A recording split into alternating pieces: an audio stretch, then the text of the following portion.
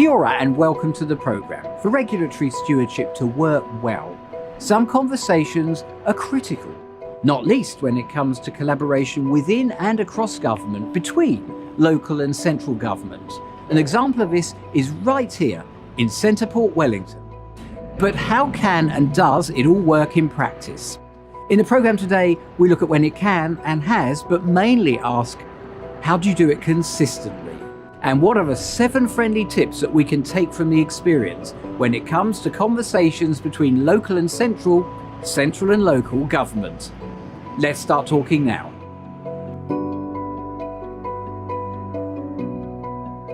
As obvious as it may seem, central and local government are not the same thing. It's really important to remember they have different roles, different statutory functions, and they come from different places. But ultimately, they're both there to serve New Zealanders. So the Local Government Act does require that councils need to really take effect of what the community is telling them, what the community wants to see happening in their district and their region. This is a really important element of where the rubber hits the road. Taituara Local Government Professionals, Aotearoa, is the national membership organisation for local government professionals. Despite the differences between central and local government, it's really important that we don't have an us and them approach. We need to avoid duplication when there are situations where there's overlap. Local government and central government have a range of different drivers that they need to be taking into account, and within a local government context there are different authorising environments that they need to take account of. So we need to avoid those situations when there is overlap of duplication, confusing matters for the community. So while each player in local and central government has a different set of accountabilities, a division of labour and different responsibilities, how can we still talk meaningfully to each other?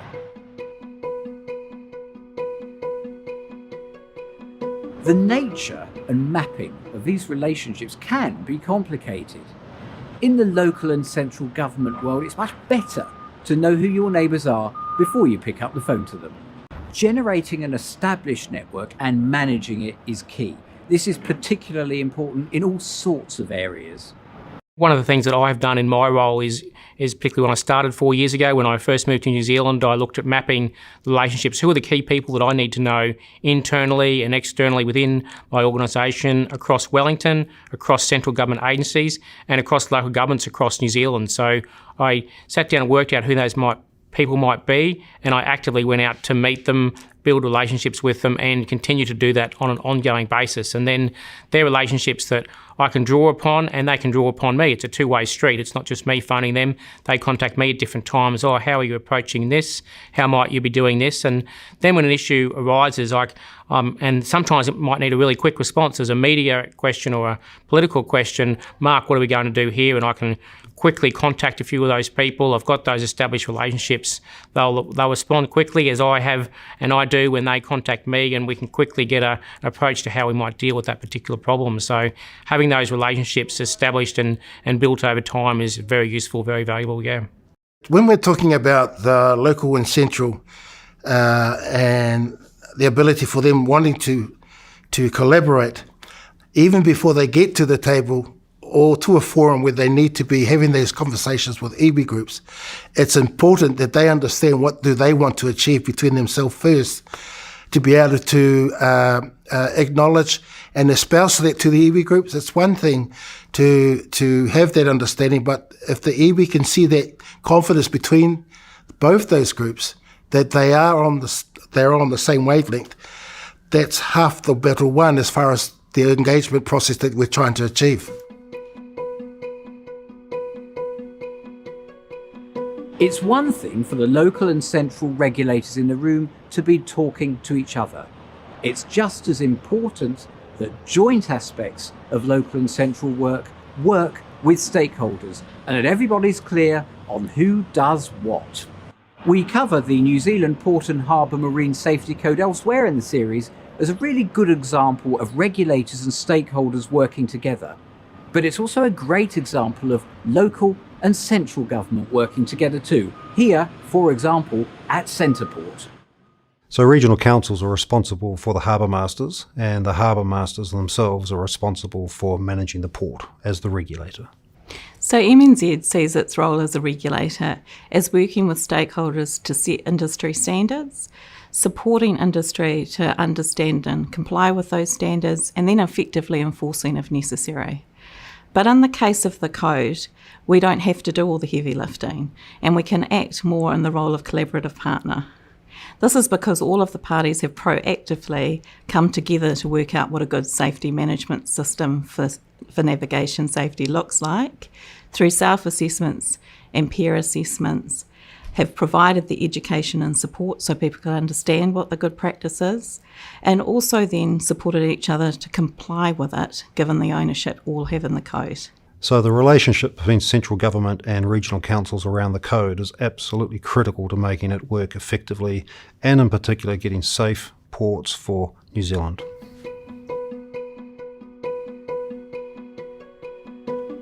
Before, during and after the implementation of any joint local and central initiative, it's critical that the parties stay in touch, and that's where consistency of practice can also come into play.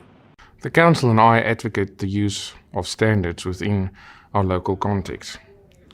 There's an opportunity here for standards to work together with local government in implementing the standard blueprint from a national level to a local organisation.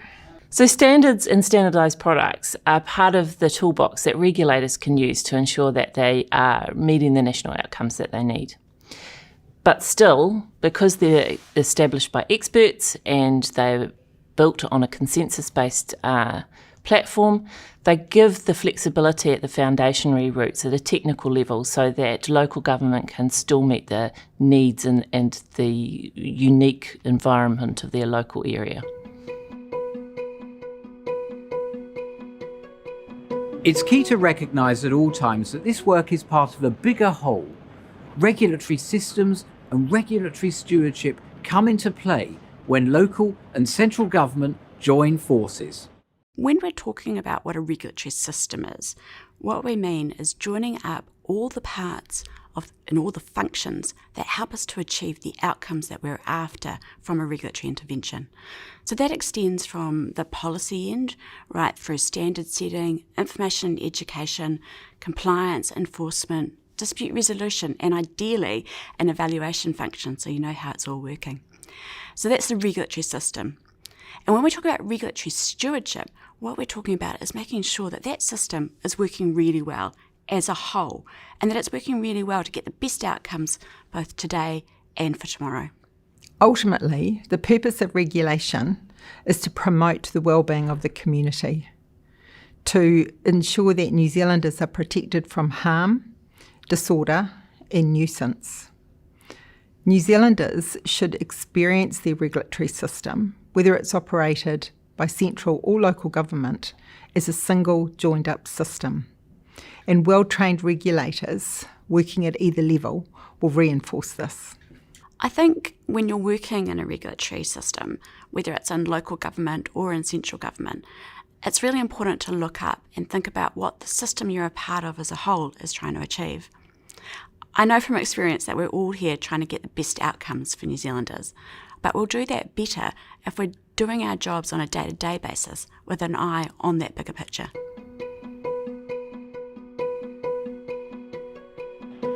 Having a feedback evaluation mechanism before and after launch is important. The project, once implemented, will need to be monitored and may need to be refined again. There's that sort of aftercare. But even if a fix isn't needed, how was it? What can we learn from the process to build capability? Building workforce capability is a really important component of ensuring that across the workforce we're all speaking the same language. For the individual, increased capability means that we increase confidence and that capability. For the employer themselves, that means that we've got an increase in productivity and performance. And across the system, we're all speaking the same language and we're able to interact within those particular component parts. Ultimately, this means that as New Zealanders, we've got a regulatory system that's integrated and is able to better perform for Aotearoa New Zealand. So evaluation, I think, is a key part of what we do as well. A recent example represented local government on an all-of-government regulatory response to regulation issues across the country. So one of the key issues we dealt with there was compliance in parks. People doing the right thing in parks and reserve is critical, that we're not having COVID-19 spread in those environments. So represented local government had quite a close relationship with the police during that, where we developed up a list of key contacts in local governments right across New Zealand. We advised on what the approaches might be in terms of how we handle different COVID level restrictions in parks and reserves environments. When we provided that, the police provided feedback in terms of what they wanted. That was a bit different to what we thought, so we went back and forth a bit, and I engaged with my local government colleagues through Taitara. There's different reference groups for regulation and parks and reserve, and they were very helpful. We all worked together really well. It was a great example of local government working well together, but also with our central government agencies to provide an all-of-government type response, ultimately for the benefit of the whole country. So how do we look at local and central government relationships in which we may get to play a part next time? Our seventh and final tip is really a bit of a wrapper around all six. It's a kind of package, but it does deserve entry in its own right, because different elements of the 6 tips may strike home at different times. Whether it's the importance of developing prior relationships, recognising roles and goals, communicating the results, using a coordinated approach to get there while seeing the world whole, and looking at what worked well and what could be better. It's a recognition that this is part of a continuing and dynamic relationship and conversation between local and central government. And there will be a next time when it becomes useful again, whatever the weather. So there it is, the 7 friendly tips for conversations between local and central government. Keep talking. And until next time, ka kite anō.